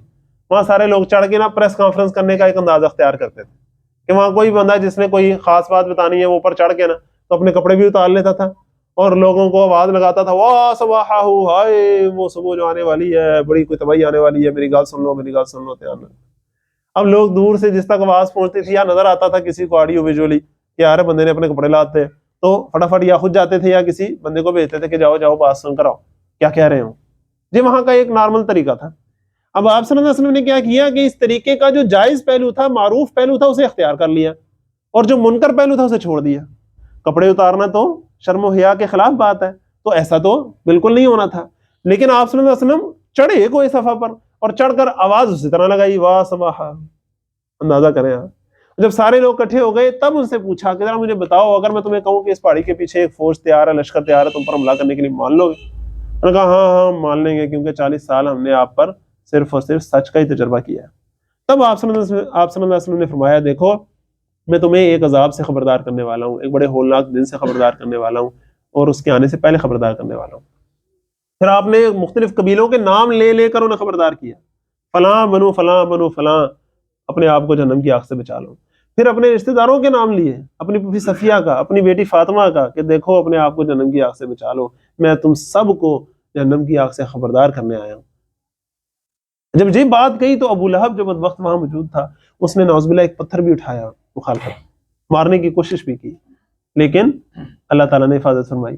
اب جب آپ صلی اللہ علیہ وسلم وہاں سے اترے تو دعوت کی تحریک کا آغاز ہو گیا اگلے 3 سال. تو پہلے 3 سال کیا تھا جی, انفرادی دعوت. اگلے 3 سال کیا ہے, اعلانیہ تحریک کا دعوت کی. اب اس میں جو چوتھا سال ہے نا, اس میں مخالفین کی طرف سے جو معاملات ہیں اس کو ذرا سمجھ لیجئے کہ انہوں نے کیسے مخالفت کی. چوتھے سال میں انہوں نے مخالفت کی ہے, وہ بھی تقریباً 4 انداز سے ہی کی ہے. پہلے سب سے تو انہوں نے مذاق اڑایا کہ دیکھو جی ایسے بلا تھوڑی ہو سکتا ہے, اتنے سارے خداؤں کو چھوڑ کے صرف ایک خدا جو نظر بھی نہ آئے, یہ کیسی بات, اچھا ہم بھی برابر جو غلام بھی برابر, ایسے کیسے ہو سکتا ہے, جی بات ہے سارے انسان برابر, ایسے کیسے, ہم رب ہیں, ہم آقا ہیں ان کے, جو غلام ہیں ہمارے, ہم کیسے برابر ہو سکتے ہیں. اور اللہ تعالیٰ نے ان کو رسول بنا دیا, ہاں جی ان کو رسول بناتے، کسی امیر بندے کو بناتے، کسی سردار کو بناتے، اس طرح کے فضول باتیں اور مذاق اڑانا۔ پھر جب آپ صلی اللہ علیہ وسلم اپنے صحابہ کو بشارتیں دیتے تھے جنت کی بھی اور دنیا کی فتوحات کی بھی، آپ اندازہ کریں دنیا کی فتوحات کی بھی، آپ صلی اللہ علیہ وسلم جسے کہتے ہیں وہ علی الاعلان میلوں میں ان کے جایا کرتے تھے، بازاروں میں جایا کرتے تھے اور کہتے تھے یا ایھا الناس قولوا لا الہ الا اللہ، ارے لوگو کہہ دو لا الہ الا اللہ تفلحوا وتملکوا بها العرب وتدینوا بها العجم واذا متم کنتم ملوکا فی الجنہ، لوگو کہہ دو لا الہ الا اللہ، تم فلاح پا جاؤ گے، تم ناکامی سے نامرادی سے بچ جاؤ گے، کامیاب ہو جاؤ گے، اور تم پورے عرب کے بادشاہ بن جاؤ گے، اور تم آج کے زمانے میں اگر ہم کہیں ایشیا کے ٹائگر بڑا ایک لفظ ہم یوز کرتے رہتے ہیں نا، ٹھیک ہے، تو تم پورے عرب کے بادشاہ بن جاؤ گے، عجم جو ہے وہ تمہیں جزیہ ادا کیا کریں گے، اور جب تم مر جاؤ گے تو پھر جنت کے تم بادشاہ بن جاؤ گے۔ اب جب علی الاعلان کہا کرتے تھے اور جو صحابہ ایمان لاتے تھے ان کو بھی بشارتیں ملتی تھی کہ ایران فتح ہوگا، روم فتح ہوگا، یمن فتح ہوگا، شام فتح ہوگا، عراق فتح ہوگا، تو اب کیا ہوتا تھا، یہ مذاق ایسے اڑایا کرتے تھے کہ صحابہ جب گزر رہے ہوتے تھے نا، اور ان میں سے اکثر صحابہ جو ہیں وہ دنیاوی لحاظ سے بڑی تنگ دستی کا سامنا کرتے تھے، اب جب وہ گزرے ہوتے تو کہتے پیچھے پیچھے ہو جو تمہارے پاس ایران کے اور روم کے شہزادے آ رہے ہیں، انہوں نے شہزادے بننا ہے، پیچھے پیچھے ہو جاؤ، مذاق اڑاتے تھے، کنکھیوں سے اشارہ کرتے تھے شہزادے آ رہے ہیں، نعوذ باللہ ثم نعوذ باللہ، یہ سارے مذاق اڑائے گئے، اور اس سے آگے بڑھ کر پھر مختلف پروپیگنڈے کیے گئے، نہیں جی نہیں ان کے تو پس منظر میں کوئی اور ہی چیز ہے، ان کے تو پس پردہ کوئی اور ہی ہاتھ ہے، ان کے تو کوئی اور ہی سازشیں کر رہے ہیں، یہ تو اقتدار کی ہوس میں لگے ہوئے ہیں، یہ تو ایسے ہیں، یہ تو ویسے ہیں، انہوں نے تو کوئی اجمی غلام پال رکھا ہے، اس سے سارا کچھ سیکھتے ہیں، آ کے ہمیں سناتے ہیں، یہ تو شاعری سیکھتے ہیں پھر ایسے کرتے ہیں۔ جب دیکھا کہ مذاق بھی اڑا لیا ہے، پروپیگنڈا بھی کر لیا ہے، پھر کیا کیا کہ مقابلے بازی پر آ گئے۔ اچھا آپ صلی اللہ علیہ وسلم قرآن مجید کی آیات سناتے ہیں، تو نضر بن حارث نام کا ایک شخص تھا بدبخت، اس نے کیا کیا کہ یمن سے گانے والیاں بلائیں اور مختلف شاعر بلائے، اور انہوں نے اپنے کلام پیش کر رہے ہیں، یہ قرآن کا کلام پیش کر رہے ہیں تو ہم بھی کچھ نہ کچھ پیش کر رہے ہیں، اور جب کسی نوجوان کو دیکھتے کہ آپ صلی اللہ علیہ وسلم کی باتیں ذرا آج کل زیادہ سن رہے ہیں، تو اپنی وہ لونیوں کو کہتا گانے والیوں کو کہ ذرا پیچھا کرو ذرا نوجوان یہ خبر لو ذرا انہوں کہ رو، یہ سب کچھ برداشت کرنا پڑا ہے ادھر کے نوجوانوں کو۔ ہم سمجھتے ہیں آج ہمارے لیے صرف فینٹیسیز ہے، نہیں سب کچھ برداشت کرنا پڑا انہیں۔ جب یہ ساری چیزیں دیکھ لی تو پھر سودے بازی پر آئے، چوتھا کام کیا ہو گیا جی، سودے بازی پر آ گئے۔ پہلا مذاق اڑایا گیا، پروپیگنڈے کیے گئے، اور پھر مقابلے بازی کی گئی۔ جب پتہ لگا کہ نہیں ان کی بات بھاری ہے اور ہماری بات ہلکی ہے، تو پھر کیا کوشش کی گئی کہ چلو جی کچھ سودے بازی کر لیتے ہیں۔ کیا مطلب کہ ایسا کرتے ہیں کہ ایک سال آپ ہمارے معبودوں کی بات مان لیں، ایک سال ہم آپ کے معبودوں کی بات مان لیں گے، کوئی درمیان کا رستہ نکال لیں۔ ہم قرآن پر ایمان تو لانا چاہتے ہیں لیکن آپ کا قرآن بڑا سخت ہے نا، سیدھا سیدھا ہی ہماری ساری جو حرکتیں ہیں ان کو سیدھا سیدھا ہی غلط کہہ دیتا ہے، کوئی تھوڑا تو ہاتھ ہولا رکھے نا، سیدھا سیدھا ہی آپ ہمارے منہ پہ ہی ایسے کہہ دیتے ہیں تو بات ٹھیک نہیں۔ آپ اندازہ کریں آج ہم قرآن مجید میں کتنی آسانی سے پڑھ لیتے ہیں تبت یادا ابی لہب وتب، اس زمانے میں جب ابو لہب زندہ سردار وہاں پھرتا ہوگا یہ پڑھنا کتنا مشکل ہوتا ہوگا، تبت یادا ابی لہب وتب، اندازہ کر سکتے ہیں آپ؟ اب کوئی سردار مختلف آ کے کہتے تھے آپ صلی اللہ علیہ وسلم کو، اس طرح کے لوگ ہوتے ہیں مفت مشورہ دینے والے نا، وہ آ کے کہتے ہیں جی آپ کی باتیں بھی تو بڑی سخت ہیں نا، میں تو چاہتا ہوں آپ کے اور قریش کے درمیان کوئی میں پیچ اپ کروا دوں، کوئی مذاکرات کوئی صلح کی کوشش کریں، لیکن آپ بڑے ریجڈ ہیں نا، آپ دیکھیں نا اب ابو لہب کے بارے میں آپ اس طرح باتیں کہتے ہیں، سردار ہے، اب کیسے بات چلے گی؟ ایسے ولید بن مغیرہ کے بارے میں باتیں آئی ہیں، ابو جہل کے بارے میں باتیں آئی ہیں قرآن میں سیدھی سیدھی، ان کے اعمال ان کے کردار پر تو سیدھی سیدھی باتیں آتی رہی۔ اب ان کو کہہ رہے ہیں قرآن ذرا نرم کر کے پیش کریں، ذرا تھوڑا سا تبدیل کر لیں۔ اس کا بھی جب سیدھا سیدھا جواب مل گیا کہ نہیں یہ میں اپنے پاس سے نہیں لے کے آ رہا جو میں نے بدل لینا ہے، یہ اللہ نازل فرما رہا ہے اور جیسا نازل فرما رہا ہے ویسا ہی ہے، اور میں نے ایسا ہی پورا کا پورا پہنچانا ہے اے سچ۔ اب جب یہ ساری باتیں دیکھیں اور محسوس کیا کہ نہیں باتوں سے بات نہیں مان رہی، بات سمجھ رہے، جب باتوں سے محسوس کیا کہ بات نہیں مان رہی، پھر انہوں نے ہاتھ چلانے شروع کیے، پھر انہوں نے تشدد کا رویہ اختیار کیا، تشدد کا راستہ اختیار کیا۔ اب جب انہوں نے مار پیٹ شروع کی ہے نا، تو اب معاملات بڑے سخت ہو گئے، اور جو سن 5 نبوی ہے، اب ہم 4 سے کس کی طرف جا رہے ہیں؟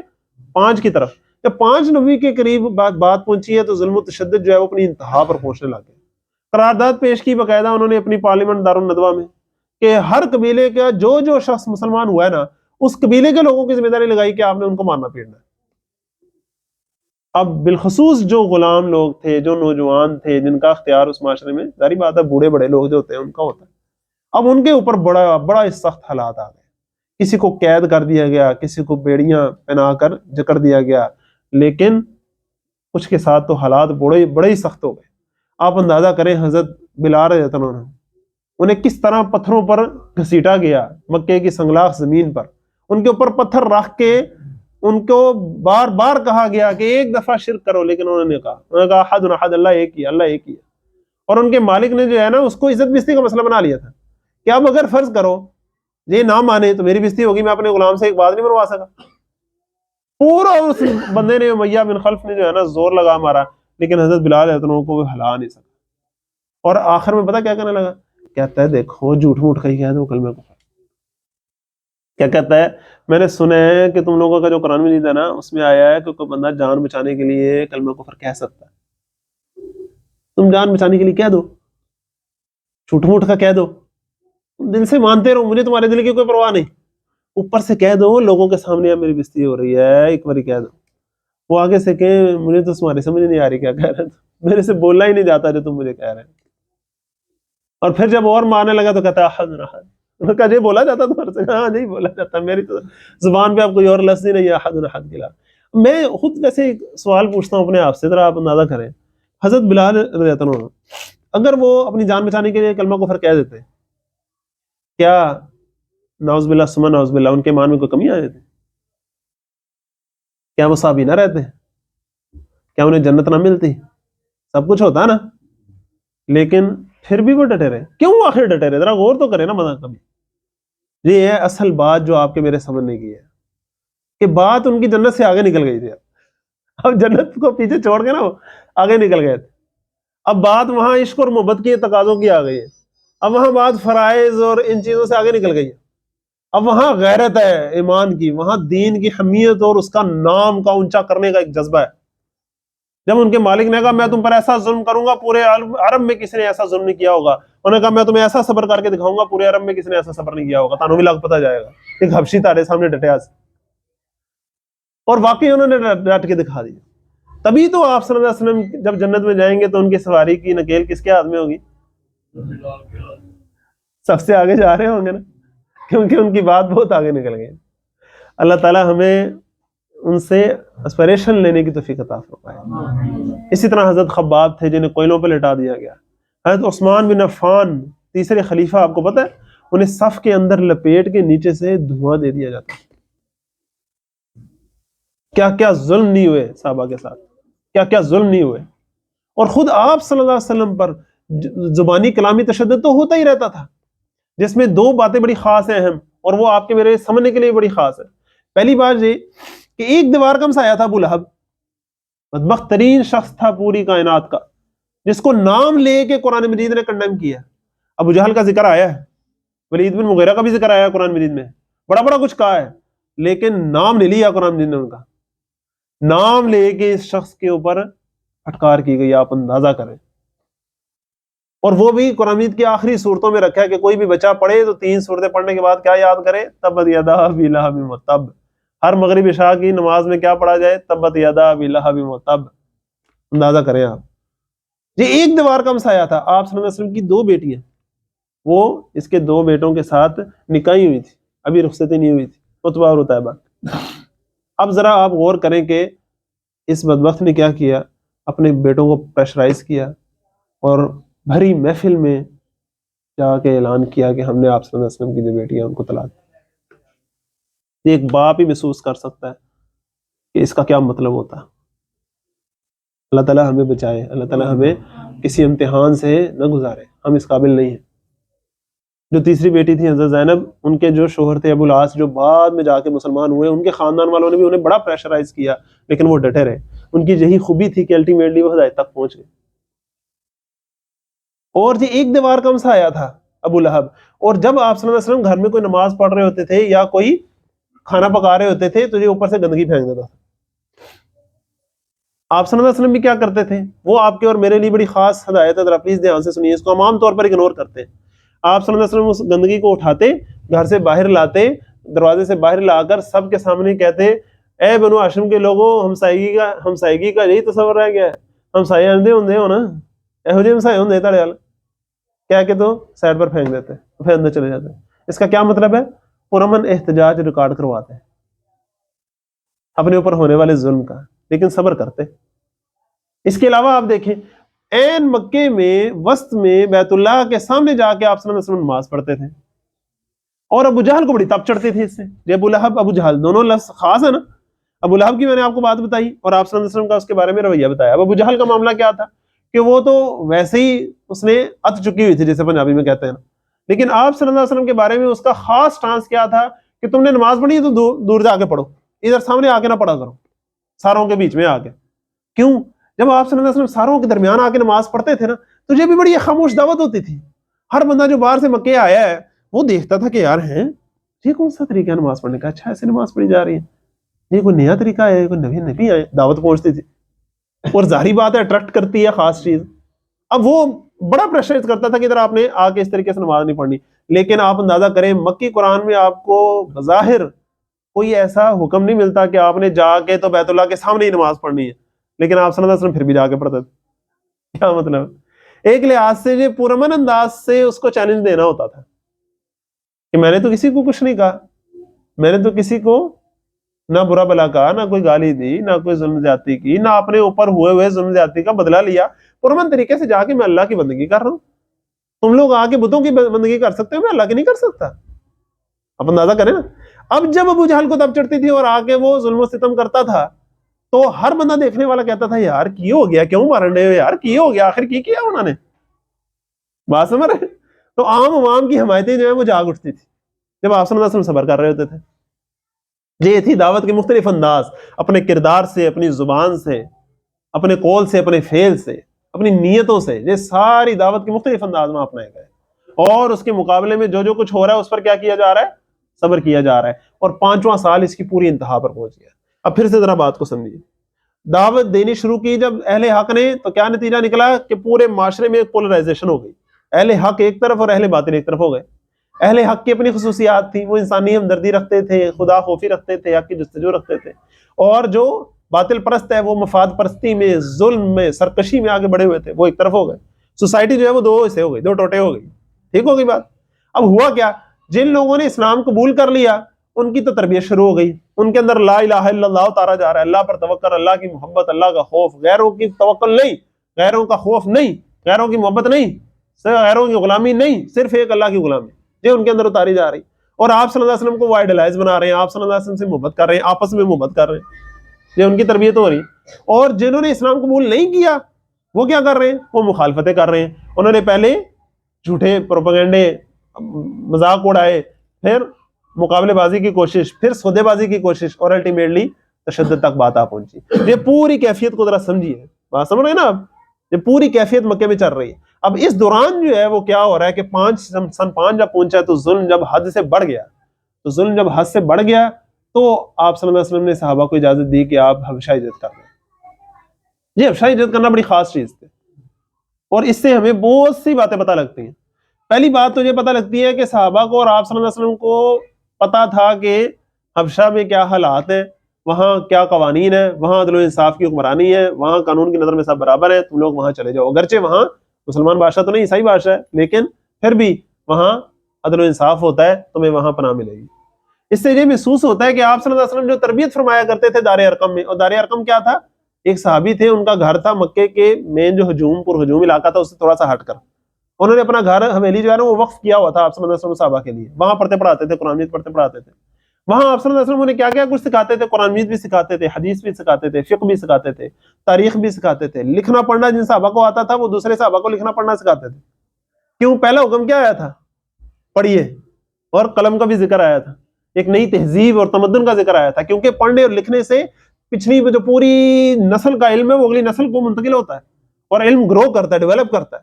اب یہ سارا کچھ وہاں دار ارقم میں سکھایا جا رہا تھا, اور اس کے ساتھ ساتھ کیا سکھایا جا رہا تھا کہ عالمی سطح پر مختلف ریاستیں کیسے قائم ہیں, ان کے کیا کیا قوانین ہیں, کہاں عدل و انصاف ہے, کہاں ظلم ہے, کہاں کیا چیز صحیح ہے, کہاں کیا چیز خراب ہے, ہر چیز کا وہاں ڈسکشن ہوتی تھی.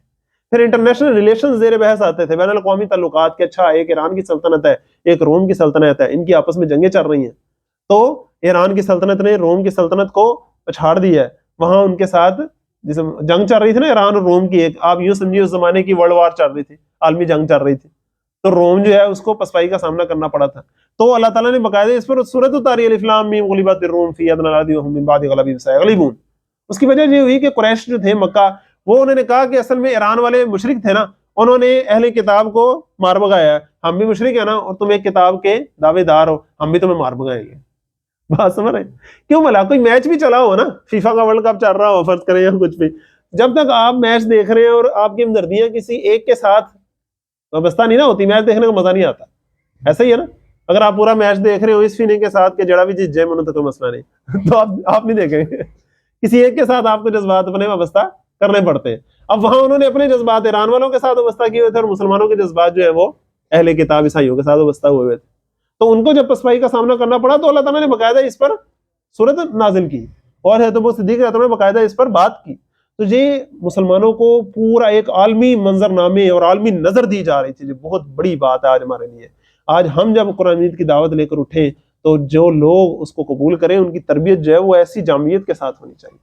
اب جب حبشہ ہجرت کی مسلمانوں نے، تو مسلمان دو طرح کے وہاں گئے، ایک تو وہ مسلمان تھے نا جو بالکل غلام تھے اور جن کو یہاں بڑا ظلم و ستم ہو رہا تھا، وہ چلے گئے، کچھ دوسرے بھی لوگ گئے، مثلا حضرت علی رضی اللہ عنہ کے بڑے بھائی حضرت جعفر گئے۔ اب آپ اندازہ کریں ابو طالب جو ہیں وہ سردار ہے نا، وہ آپ صلی اللہ علیہ وسلم پر جسمانی تشدد کو روک رہے ہیں، تو آپ کا کیا خیال ہے اپنے بیٹے کا وہ دفاع نہیں کر سکتے تھے؟ تو ان کو کوئی مسئلہ تھا وہاں؟ نہیں، پھر بھی گئے۔ اس سے ثابت ہوتا ہے کہ آپ صلی اللہ علیہ وسلم نے حبشہ جو مسلمان بھیجے تھے وہ صرف جان بچانے کے لیے نہیں بھیجے تھے، بلکہ وہ پورا ایک پلان تھا کہ اگر فرض کریں وہاں دعوت پھیلتی ہے اور وہ ایک مضبوط مرکز قائم ہوتا ہے، تو جس طرح مدینے میں بعد میں شفٹ ہوئے ہیں شاید پوری تحریک وہاں شفٹ ہو جاتی، لیکن جو اللہ کو منظور تھا وہی ہوا۔ اب حبشہ جب گئے تو قریش مکہ جو ہے نا وہ بڑی چکمٹ پوزیشن میں آ گئے، کچھ نے کہا کہ چلو چنگا ہے بغرول آ گئے، کچھ نے کہا نہیں اس طرح تو بستی ہوگی، حبشہ کے ساتھ ہمارے تعلقات ہیں سفارتی، وہ کیا کہیں گے، یہ اپنے علاقے میں لوگوں کو پرامن طریقے سے رہنے نہیں دیتے، اور ادھر جو ہے کسی بندے سے کلمہ حق نہیں کہا جاتا، ان کے ہاں اظہار رائے کی آزادی کا معاملہ یہ ہے۔ بات سمجھ رہے ہیں نا؟ کیوں بھلا وہاں عدل و انصاف تھا، تو آپ کا کیا خیال ہے جس ریاست میں خود عدل و انصاف ہوتا ہے وہ دوسروں میں بھی عدل و انصاف دیکھنا پسند کرتی ہے نا؟ ان میں نہ ہو تو اس کو کنڈیم کرتی ہے کہ یار ہے کی طریقہ بھی۔ اب وہ جو قریش تھے ان کے لیے یہ ایک بڑی بستی کی بات تھی، تو انہوں نے سوچا کہ چلو کسی بندے کو پیچھے بھیجتے ہیں جو ان کو لے کر آئے۔ اب انہوں نے عمر بن عاص جو ابھی تک مسلمان نہیں ہوئے تھے، کافی دیر بعد جا کر مسلمان ہوئے، وہ آئے۔ عمر بن عاص جب گئے تو ان کے ذاتی تعلقات بھی تھے نجاشی بادشاہ سے، انہوں نے جب آ کے کہا بندے میں دے دے، تو نجاشی بادشاہ نے کہا نہیں، جب تک میں ان کی بات نہیں سنوں گا، دونوں کی بات سن کے میں کوئی فیصلہ کروں گا۔ تو انہوں نے جب ان صحابہ کو بلایا تو وہ صحابہ جب آئے تو آ کے انہوں نے کہا کہ بھئی ہم تو وہ بات کہیں گے جو ہمارے نبی صلی اللہ علیہ وسلم کہتے ہیں، اور انہوں نے قرآن مجید کی تلاوت کی۔ جب انہوں نے حضرت جعفر نے جو وہاں تقریر کی ہے نا نجاشی بادشاہ کے دربار میں، وہ تقریر بڑی خاص ہے، وہ قریش کے کیا حالات تھے آپ صلی اللہ علیہ وسلم سے پہلے اور آپ صلی اللہ علیہ وسلم کی دعوت کیا تھی اس کے اوپر بھی بڑی خاص بات ہے، اور ان کا رویہ کیا تھا اس پر بھی بڑی خاص بات ہے۔ وہ میں نے آپ کو ایک قصہ پہلے بھی سنایا تھا، مطلب پھر تھوڑا سا آپ کے سامنے ریوائز کروں۔ انہوں نے کہا کہ ہم شرک میں مبتلا تھے، ہم سایوں کے ساتھ بدسلوکی کرتے تھے، ہم میں سے ہر طاقتور کمزور کو کھا رہا تھا، ہم فحاشی میں مبتلا تھے، ہم یتیموں کا مال کھا جاتے تھے، لوگوں کا مال دبا جاتے تھے۔ اللہ تعالیٰ نے ہم میں سے ایک رسول بھیجے جس کی اعلیٰ نسبی، سچائی، امانت، دیانت پر ہم پہلے سے گواہ تھے۔ اس نے ہمیں ایک اللہ کی طرف بلایا، اس نے ہمیں جھوٹ سے، فحاشی سے، سود سے اور یتیم کا مال کھانے سے منع کیا۔ ہم ان چیزوں سے رک گئے۔ جب ہم رک گئے تو پھر ہماری جو قوم تھی وہ ہم سے بگڑ گئی اور اس نے ہمارے اوپر زیادتی کی۔ جب اس نے ہم پر زیادتی کی تو ہمارے نبی نے کہا کہ تم حبشہ چلے جاؤ، وہاں عدل پسند بادشاہ ہے، وہ تمہارے ساتھ زیادتی نہیں ہونے دے گا، اے بادشاہ سلامت ہم آپ کے پاس آ گئے۔ اب بادشاہ نے جب یہ ساری باتیں سنی تو عمر بن عاص نے کہا ہم یہ کی ہو رہا ہے، اور پھر انہوں نے پوچھا کہ تمہارے نبی کے اوپر کوئی کلام اترا ہے تو وہ کیا ہے؟ جب انہوں نے قرآن مجید کی تلاوت کی سورۃ مریم کی، آپ جا کر ذرا خود پڑھیے گا ذرا ایک دفعہ، کیا جان ہے سورۃ مریم میں۔ جب سورۃ مریم کی تلاوت کی نا تو بادشاہ جو ہے وہ تو جسے کہتے ہیں بے خود ہو گیا، آنکھوں سے اس کے آنسو طاری ہو گئے۔ اور بالخصوص جب حضرت مریم علیہ السلام کا اور حضرت عیسیٰ علیہ السلام کا جب اس میں ذکر آیا، کیونکہ عمر بن عاص جو تھے انہوں نے کہا کہ یہ حضرت عیسیٰ علیہ السلام کو اللہ تعالیٰ کا بیٹا نہیں مانتے، پوچھو نا ذرا ان سے۔ انہوں نے جب بتایا کہ حضرت عیسیٰ علیہ السلام تھے کیا، جب ساری قرآن کا جب ورژن بیان کیا تو اس بادشاہ ایسا حق پسند بادشاہ تھا کہ اس نے زمین سے ایک تنکا اٹھایا اور کہا حضرت عیسیٰ جو ہے نا وہ اس تنکے کی نسبت بھی زیادہ نہیں تھے اس مقام سے جو تم نے بیان کیا، تم نے صحیح ان کا مقام بیان کیا۔ اس بادشاہ کے قریبی جو لوگ تھے وہ سارے جو ہے وہ سٹپٹانے لگے، لیکن بادشاہ نے کہا تم جو مرضی کرو، بات یہی سچا ہے۔ اور مسلمانوں سے کہا تم یہاں آزاد رہو، اور عمر بن عاص کو کہا جاؤ جی چھٹی کرو۔ اب یہ مسلمانوں کی ایک بہت بڑی سفارتی سٹیج پر فتح تھی۔ اب کیا ہوا کہ جب وہ مسلمان جب حبشہ میں آباد ہو گئے تو قریش کے لوگوں کو اور غصہ چڑھا، انہوں نے مسلمانوں پر اور ظلم و ستم کیا۔ پیچھے حضرت سمیہ رضی اللہ عنہ بھی شہید ہو گئی، حضرت یاسر رضی اللہ عنہ بھی شہید ہو گئے، تمار کے والد والدہ ابو جہل نے ان کو ایک دوسرے کے سامنے شہید کیا۔ اب کیا ہوا کہ جب ظلم حد سے بڑھتا ہے نا تو حق والوں کی بھی مدد اللہ تعالیٰ کرتا ہے۔ وہ مدد کیسے ہوئی؟ سن 6 ہجری میں 2 بڑی خاص باتیں ہوئی، ذرا نوٹ کیجئے۔ سن 6 ہجری میں بڑی 2 خاص باتیں ہوئی۔ آپ صلی اللہ علیہ وسلم اسی طرح نماز پڑھ رہے تھے، ابو جہل آیا اور اس نے آپ صلی اللہ علیہ وسلم کو ساتھ زیادتی کا معاملہ کیا اور اپنی طرف سے ہاتھ چلانے کا معاملہ کیا، تو آپ صلی اللہ علیہ وسلم کے یہاں زخم آ گیا۔ آپ خاموشی سے چلے گئے۔ عبداللہ بن جدحان ایک شخص تھا، ان کی لونڈی یہ سارا کچھ دیکھ رہی تھی۔ ادھر سے کیا ہوا، تھوڑی دیر بعد آئے حضرت حمزہ۔ جب باہر سے آئے تو انہوں نے حضرت حمزہ کو بتایا کہ آج آپ کے بھتیجے کے ساتھ ابو جہل نے ایسے کیا۔ انہوں نے کہا ہے؟ وہ سیدھا گیا ابو جہل کے پاس اور جا کے اس کو ایک منہ پہ رسید کی مکا اور کہا کہ تم اب بھی میرے بھتیجے کے سامنے آنے کی ضرورت کرتے ہو، جبکہ میں بھی وہی کہتا ہوں جو میرا بھتیجا کہتا۔ اور آیا آپ صلی اللہ علیہ وسلم کے پاس اور آ کر کہا میں آپ کا بدلہ لے آیا ہوں، اب آپ خوش ہو جائیے۔ آپ صلی اللہ علیہ وسلم نے فرمایا میں تو خوش تب ہوں گا جب تم کلمہ توحید پڑھو گے۔ وہ خاموشی سے گھر چلے گئے، ساری رات غور و فکر کیا۔ اگلے دن آ کے انہوں نے آپ صلی اللہ علیہ وسلم سے کہا کہ آپ کی بات درست ہے اور اسلام قبول کر لیا۔ جب یہ اسلام قبول کیا تو مکے میں ایک اور جسے کہتے ہیں پولرائزیشن ہوگی، سارے نہ کہیں بنو ہاشم کا سردار لیول کا ایک بندہ، اب تک تو بڑا بندہ کوئی مسلمان نہیں ہوا تھا، یہ بھی مسلمان ہو گیا۔ اب کیا ہوا کہ وہ مزید انہوں نے مشورہ کرنا شروع کیا کہ اب کیا کریں۔ تو اب ایک اور ہستی تھے حضرت عمر رضی اللہ عنہ، انہوں نے محسوس کیا کہ یار ہے نا گل مکانی پینی ہے۔ یہ بہت بڑے نیشنلسٹ تھے، قوم پرست تھے، قریش کی کرشیت ان کے اندر بڑی گاڑی تھی، اور ان کو خدشہ اور خطرہ یہ تھا کہ اگر آپ صلی اللہ علیہ وسلم کی دعوت اس طرح آگے چلتی رہی تو ہماری سوسائٹی جو 2 طبقوں میں تقسیم ہو گئی ہے یہ تو آپس میں لڑ مرے گی اور قریش جو ہے وہ تو تباہ ہو جائیں گے۔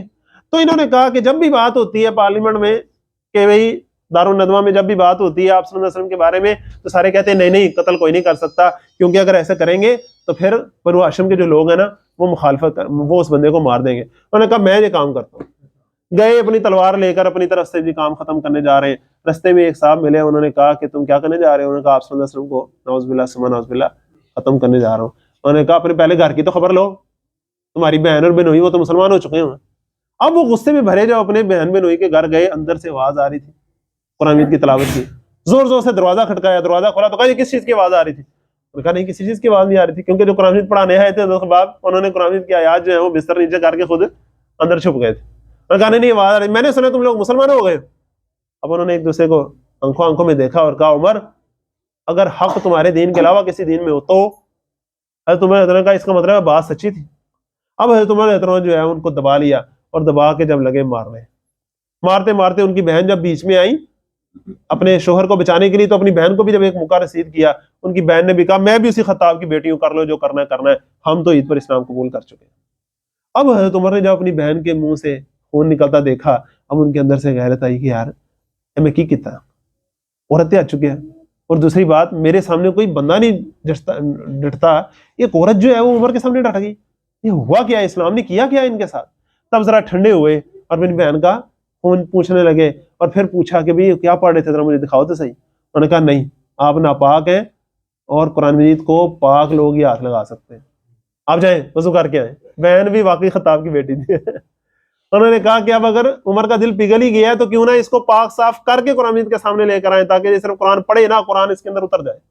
اور ایسا ہی ہوا، انہیں جب آ کے قرآن مجید پڑھا طٰہٰ مَا أَنزَلْنَا عَلَيْكَ الْقُرْآنَ لِتَشْقَىٰ إِلَّا تَذْكِرَةً لِمَن يَخْشَىٰ، جب وہ ساری آیات پڑھی کہا یہ کلام جس ہستی کا ہے نا وہ واقعی اس لائق ہے کہ صرف اسی کی عبادت کی جائے۔ ہم اس سے لڑ رہے تھے۔ اب اندر سے حضرت خباب جو ان کے ٹیچر تھے وہ بھی آ گئے، انہوں نے کہا آپ صلی اللہ علیہ وسلم کی دعا تمہارے حق میں قبول ہو گئی ہے۔ آپ صلی اللہ علیہ وسلم نے دعا کی تھی کہ ابو جہل اور عمر بن خطاب میں سے اللہ ایک کو ہدایت دے جو تجھے زیادہ پسند ہے، اللہ تعالیٰ نے تمہیں چن لیا۔ اب وہ آئے ہیں آپ صلی اللہ علیہ وسلم کے پاس، آپ صلی اللہ علیہ وسلم دار ارقم میں تھے، اور آ کر جب انہوں نے اسلام کا اعلان کیا ہے صحابہ اتنے خوش ہوئے کہ انہوں نے نعرے تکبیر بلند کیے، اور پورے مکے میں وہ آواز سنے گی سارے نے کیا ہوا ہے سیاپا پہ گیا لگتا پھر کچھ ہو گیا ہلے ہفتہ 10 دن ہوئے نے حمزہ مسلمان ہوئے نے.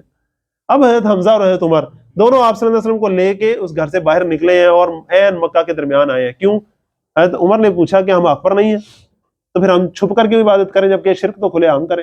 تب آپ صلی اللہ علیہ وسلم کو لے کر آئے ہیں جب تو کھلے عام پھر انہوں نے آ کر نماز ادا کی ہے. اور صحابہ کہتے ہیں کہ جب عمر نے اسلام قبول کر لیا پھر اسلام پہلے جیسا نہ رہا. اب اسلام کی بھی ایک طاقت تھی. اب لوگ ہم سے بیٹھ کر بات کرتے تھے, ٹیبل ٹاک ہوتی تھی, باقاعدہ ڈیبیٹ ہوتی تھی, سمجھنا سمجھانا ہوتا تھا. اب جب قریش نے یہ دیکھا تو اب وہ بار بار ابو طالب کے پاس آ رہے تھے مطالبے لے کر کے اپنے بھتیجے کو روکیں, اپنے بھتیجے کو روکیں. اور آپ صلی اللہ علیہ وسلم کہہ چکے تھے کہ میرے دائیں ہاتھ پہ سورج رکھ دیں, بائیں ہاتھ پہ چاند رکھ دیں, میں پیچھے ہونے والا نہیں ہوں. اب انہوں نے ابو طالب سے کہا اگر آپ نہیں ساتھ چھوڑتے تو پھر ہم پورے بنو ہاشم کا بائیکاٹ کریں گے. اور سن 7 ہجری کے آغاز محرم سفر کے قریب سے لے کر سن 10 ہجری کے شروع تک سن 7, 8, 9 3 سال پورا بنو ہاشم کا بائیکاٹ رہا ہے. پہلے 3 سال انفرادی دعوت, اگلے 3 سال اعلانیہ دعوت جس میں سارے معاملات ہوئے, اور اگلے 3 سال بائیکاٹ کے دوران بھی آپ صلی اللہ علیہ وسلم دعوت دیتے رہے. پورے بنو ہاشم کے اوپر بڑا سخت وقت آیا, بچے بھوک سے بلکے ہیں اور چمڑے جو ہے وہ ابال ابال کے پانی ان کے حلق میں اتارا گیا ہے, لیکن وہ ڈٹے رہے ہیں. اور ابو طالب نے کیا ڈیفینڈ کر کے دکھایا ہے کہ اپنے بیٹے کو آپ صلی اللہ علیہ وسلم کی بستر پر, آپ صلی اللہ علیہ وسلم کی جگہ پر لٹاتے رہے ہیں کہ آپ صلی اللہ علیہ وسلم پر کوئی حملہ نہ کر سکے, اور کوئی قربان ہو تو میرا اپنا بیٹا قربان ہو جائے. کیوں؟ اب ایک غیرت کا مسئلہ ہے کہ ہم نے اپنے اس بھتیجے کی حفاظت کر کے دکھانی ہے, اور انہوں نے واقعی کر کے دکھا دی. لیکن اللہ تعالیٰ کی طرف سے جب وہ بائیکاٹ کا جو انہوں نے پورا ایک صحیفہ نشر کر کے لکھا ہوا تھا, پورا صحیفہ جو ہے وہ لکھ کے لٹکایا ہوا تھا کعبے کے اندر, وہ اللہ تعالیٰ کی طرف سے جب وہ اس کا صفایا ہوا ہے اور بائیکاٹ کا جب معاملہ ختم ہوا ہے تو کیا ہوا کہ اللہ تعالیٰ نے جو 10واں سال تھا وہ بڑا خاص سال تھا. اس میں آپ صلی اللہ علیہ وسلم کی جو مسز حضرت خدیجہ تھی وہ بھی اللہ کے پاس چلی گئی, اور آپ کے جو چچا ابو طالب تھے وہ بھی اللہ کے پاس چلے گئے. یہ تھا آپ صلی اللہ علیہ وسلم کے اوپر غم کا سال, جس میں آپ صلی اللہ علیہ وسلم طائف گئے, اور پھر طائف میں جو ہوا وہ آپ کے سامنے ہے. اب انشاءاللہ اگلی دفعہ سے ہم طائف کا واقعہ پڑھ کے تو پھر مکے سے باہر کی جو دعوت تھی اس پر چلیں گے انشاءاللہ. کہ پہلے 9 سال مکے کے اندر دعوت تھی, بات سمجھ رہے ہیں نا, پورے 9 سال, پہلے 3 سال انفرادی, پھر اعلانیہ, اور پھر بائیکاٹ کے دوران جو مکے کے اندر دعوت تھی. اب مکے سے باہر قدم رکھا جائے گا, طائف کی طرف جایا جائے گا, اور پھر وہاں سے مدینے کی طرف جایا جائے گا. اب جو مکے سے باہر کی جو دعوت ہے, پہلے طائف اور پھر مدینے کو, یہ انشاءاللہ ہم نے اگلی دفعہ کور کرنی ہے. اور اگلی دفعہ کا جو لیکچر ہے, اگلی دفعہ کی جو کلاس ہے وہ بڑی خاص ہے, ایک اعتبار سے کہ مکی دور بھی ہمیں کچھ نہ کچھ پتا ہوتا ہے, مدنی دور بھی ہمیں کچھ نہ کچھ پتا ہوتا ہے. ان دونوں کا جو آپس میں لنک ہے نا وہ ہمیں سمجھ میں نہیں آتا عام طور پہ, کہ مکی دور سے مدنی دور میں کنورٹ کیسے ہو گئی, بات بدل کیسے گئی, کہ ادھر جو ہے وہ پوری طرح برداشت کر رہے ہیں, اپنی دفاع میں بھی ہاتھ نہیں اٹھا رہے, اور ادھر ہے کہ آگے بڑھ بڑھ کے لڑ رہے ہیں. یہ بدل کیسے گیا معاملہ, یہ معاملہ بدلتا کیسے ہے, یہ سمجھنا بڑا ضروری ہے. تو آپ میں سے بالخصوص وہ لوگ جنہوں نے پہلی 2-3 کلاسیں لی ہیں, ان سے میری اسپیشل ریکویسٹ ہے کہ اگلی کلاس مس نہ کریں, ٹائم پر آئیے. شروع میں ہی طائف کا واقعہ ہم نے پڑھنا ہے انشاءاللہ, اور پھر اس سے آگے مدینے کو سفر ہونا ہے انشاءاللہ, ہجرت مدینہ کا ذکر آنا ہے, مدینہ جاتے ہی جو کچھ کام ہونے ہیں وہ ہونا ہے, پھر غزوہ بدر, غزوہ احد آنی ہے انشاءاللہ. تو اگلی دفعہ کی کلاس جو ہے بڑی خاص ہے, اس کو آپ مس نہ کیجیے. صدق اللہ العظیم.